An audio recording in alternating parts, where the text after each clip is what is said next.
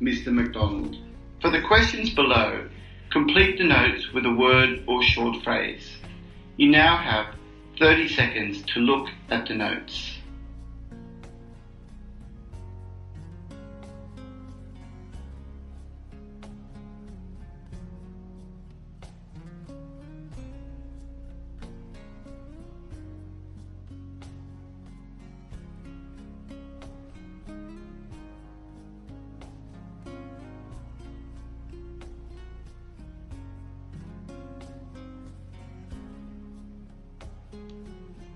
Hello, Mr. McDonald. I understand you're here to have a lump removed from your back, and the plan is to send you home later today. Yes, that's right. The lump really needs to come off. It's more than a little annoying and can be quite painful too. It's right near my waist and gets in the way of the waistband of my trousers. I'm not particularly worried about the surgery. They explained everything to me very clearly when I was in the assessment clinic, but I'm concerned about how I'll go on later when I'm recovering.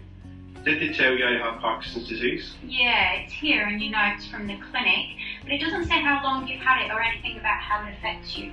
Oh, I've had it for a few years now. 5, I think. The walking is the worst. It's difficult to start moving, and I'm so slow. All I can do is shuffle to start with, and then my steps get shorter and shorter, and I get faster and faster. Sometimes I even fall over. Do you have any other physical problems?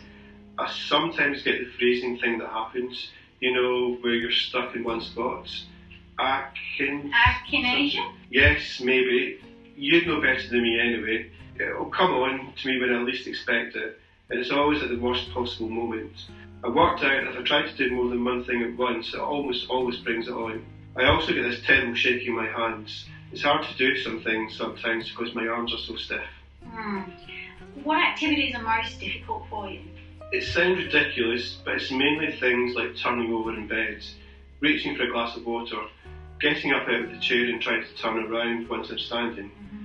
I've learnt a few tricks to help though, like having a good firm mattress and a high back chair with arms. Well, that's good. What about activities that need fine movements? How do you manage with those? Well, tying my shoelaces is a real problem, and buttons. Doing up and undoing those things is almost impossible. I like that material that sticks to itself. It's very handy. What's it called again? Velcro? That's it. Also, my handwriting is terrible. I've basically given up on it. It really sounds like you might benefit from seeing an occupational therapist. Yes, maybe. I'll have to speak to my GP about a referral. One of the other major problems I've had in the last 12 months has been the cramps I get at night. They really ruin my sleep. I understand your medication has been changed recently. Yes, that's right. I said to the doctor that the cramps had gone on far too long, so she said I should try some different tablets. I've only been taking them for a month or so. I think they've already reduced the cramps.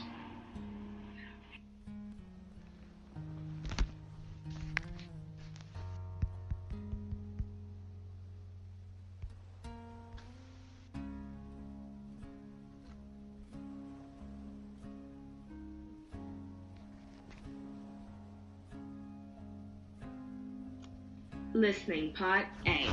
You hear a doctor talking to Chloe, an outpatient in the psychiatric unit. For questions 1 to 12, complete the notes with a word or short phrase. You now have 30 seconds to look at the notes.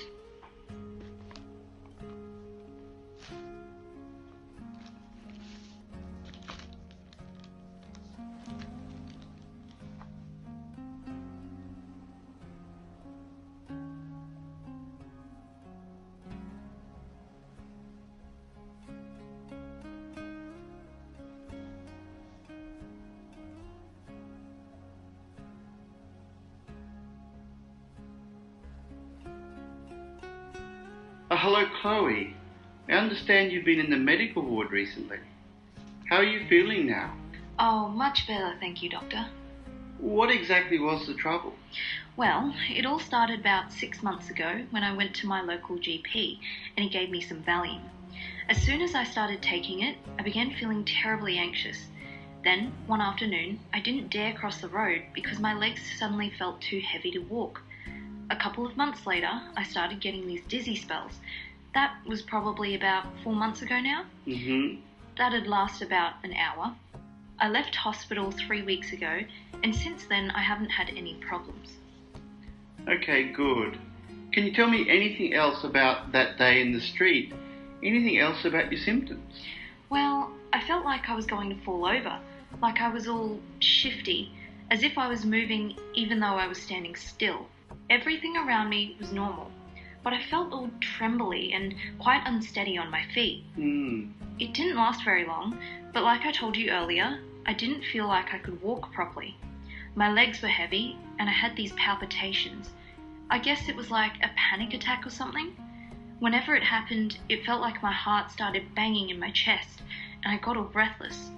I went to see my GP, then he sent me here. Right. You mentioned your legs felt heavy? Not only my legs, my arms too. Whenever it's happened, it felt like I couldn't lift anything. I've had like this tingling sensation too. It usually happened later in the day, in the evening when I was coming home from work or from doing the shopping, something like that. I've been very busy with working and cooking and doing all the other household chores. I guess I've been feeling a lot of stress. Do you have any other health complaints? Yes, I have arthritis in my hands. I've been told it's in the early stages and that it's only going to get worse as I get older. When the pain's bad, like it has been recently, it makes it so difficult to do things. What about your personal situation? Are you married? I am, yes. Almost 2 years now. We don't have any children yet though. When my husband and I first got married, we talked about starting a family. We have tried, but nothing's happened. We saw someone recently, a gynecologist, a couple of times, about trying to fall pregnant. She told me to continue with the temperature chart, and she talked about timing for intercourse, things like that. My husband also had a test, and we're going to go back in a month or so to get the results and see if there's anything else we should be doing. Would you say you and your husband have a good relationship? I think so, yes. We have our little tiffs sometimes, but what couple doesn't? What sort of things do you fight about? Oh, I don't know, silly things, like how clean the house is. My husband's a bit of a neat freak, and sometimes I just haven't got the energy or the time to do it, and my hands hurt. And anyway, it's his house as much as it is mine, so it's his responsibility too. Well, you're right there. Now, Chloe, I'm going to write you a prescription for some Ativan.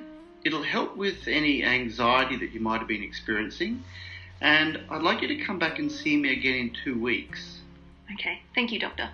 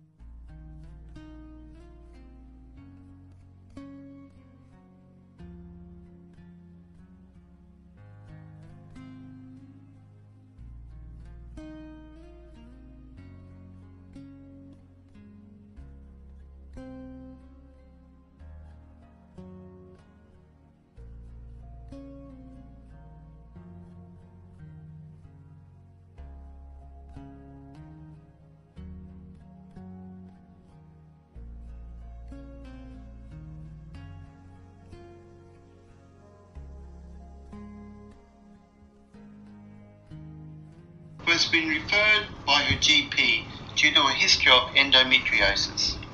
For questions 1 to 12, complete the notes with a word or short phrase. You now have 30 seconds to look through the notes.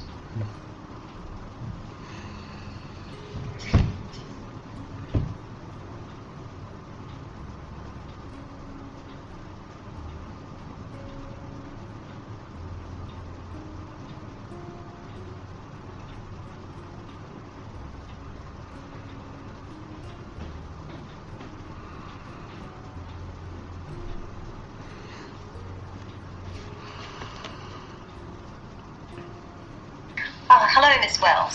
Please come in and sit down. I'm Miss Moore, the consultant. I've read your GP's referral letter, which details your history of endometriosis. I wonder if I could start off by asking you a few questions. How old are you? I'm 22.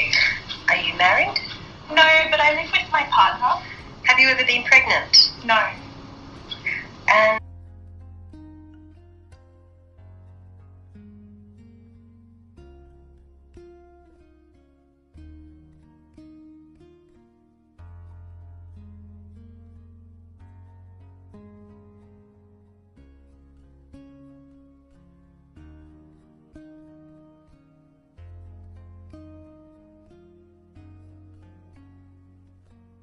referral letter, which details your history of endometriosis.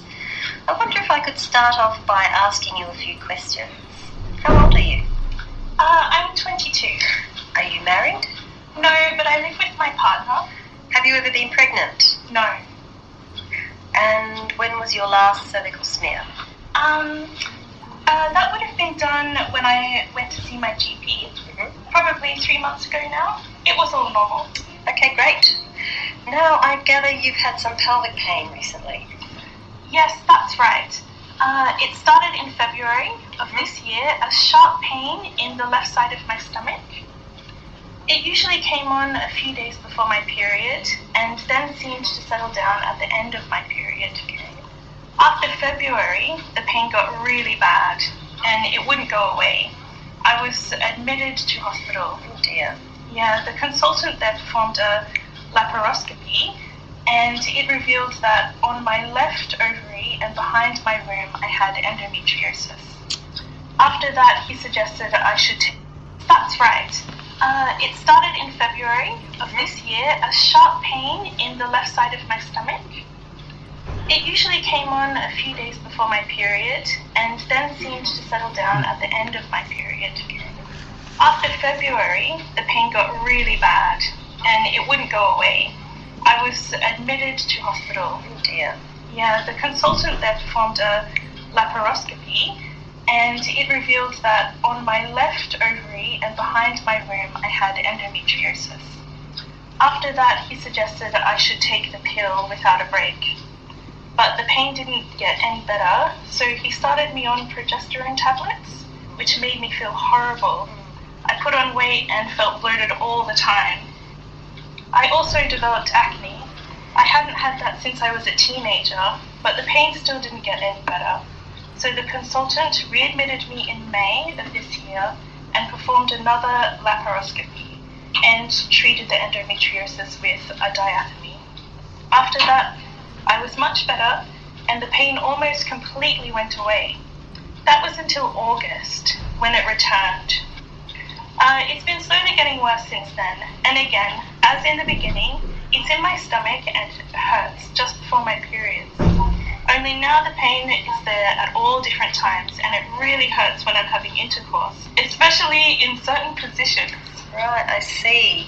And are your periods regular? Yes, regular because I'm taking the pill again with a week's break. The last one was about 3 weeks ago. What about any other health concerns? No, everything else is fine. I've never been a smoker, but I do like a drink at weekends. Just 1 or 2 though, nothing crazy. My family are all well too. No serious illness in either my mum or dad, or in my older sister. Nothing else I can think of really. And do you have any problems passing urine or with your bowel motions? No, that's all good too. All right, Miss Wells. I think it would be sensible to have a look at you and run some tests. Then we can chat about how to take things forward. But from what you've told me, my initial suspicions are that the endometriosis might have come back. That's what I was afraid of. Since I was first diagnosed, I've been doing a lot of reading, so I was really worried when the pain returned. I'd like to be able to have children in the future, and I'm worried it might be difficult with the endometriosis.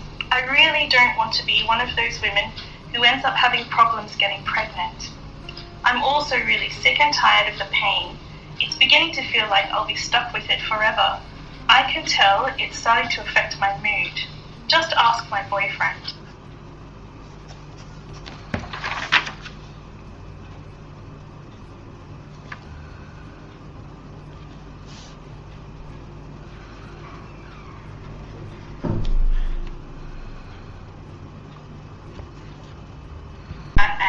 You hear a nurse talking to Mrs. Georges about her husband, who has Alzheimer's disease and has been admitted to a nursing home.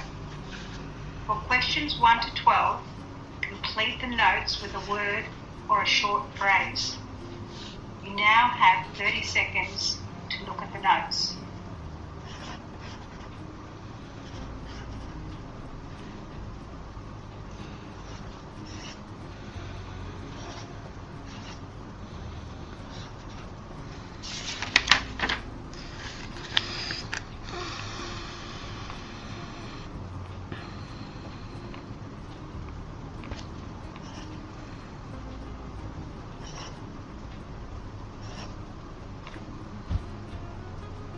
Oh, hello, nurse. My husband seems quite settled now, so I can answer those questions if you like. Yes, Mrs. Georges, now's a good time. Come in and have a seat. So how are you feeling now that Mr. Georges is here with us? Oh, I know it was the right decision. Being the only carer for my husband has been such hard work, and we did discuss everything fully with the social workers and our doctor. But I do miss having him with me at home. It had to happen though, and I'm completely worn out. Do you mind telling me more about your husband? I do wish you could have seen him before all this happened. He was so active and alert, always helping people. He was in the Navy when he was younger, so he'd often spend months away at a time. I got quite used to being on my own before he retired. I hope you've got family nearby to help out and keep you company. Oh, I won't be lonely. Our son lives just round the corner, and we have a daughter who comes to visit as often as she can. She has a young family now, though, so she's quite busy. I really lost my husband when his mind started to go. When did you first notice something was wrong? Hard to say exactly. I suppose you expect your memory to get worse, so you put the little lapses down as getting older. We all lose our glasses and forget our names. But then it became clear it was more than that. He started to seem muddled, confused by everyday things like making a pot of tea. He would put the tea bags into the kettle instead of in the pot, or the cups, or he'd forget about the kettle altogether and try making tea with cold water. How was he in himself? At first he knew something was wrong. He was frustrated and would fly off the handle with me, and I'd snap back at him. I suppose I didn't realise he couldn't help it. I feel teary now just talking about it. After 40 years of marriage, we knew what the other was thinking most of the time, but now we can't understand one another at all. I'm sorry, Mrs. Georges. In the beginning, when I really started to suspect something wasn't right, one of the main things he'd do would be ask me the same question again and again. I'd say to him, "Bob, you're driving me mad." And he'd just smile, and the next minute he'd do it again. But now he hardly speaks at all. How is he with his everyday tasks? Oh, he has a lot of trouble with dressing. I have to help him. It's as if he's completely forgotten what it is he has to do. Getting him to have a shave is another issue. He won't do it, and he pushes me away if I try to help. I hate to see him looking so untidy. He was always so particular about the way he looked. Maybe you'll have better luck with him than I had. Perhaps. Oh, and the last few months he started to wander off during the day. That's been a real problem. He would go out the front door and down the street before I even knew what was happening. I was sure that one day he was going to get hit by a car, and then he stopped knowing the difference between day and night and would get up out of bed at all hours. That really frightened me. I used to wonder what would happen if he turned on the gas for the oven. He was always playing with the controls for it during the day. I'd lay there in bed in the dark, listening to hear if he was going to get up, and then when I finally did fall asleep, any little noise would wake me. That's what finally convinced me to bring him here. That is the end of part A.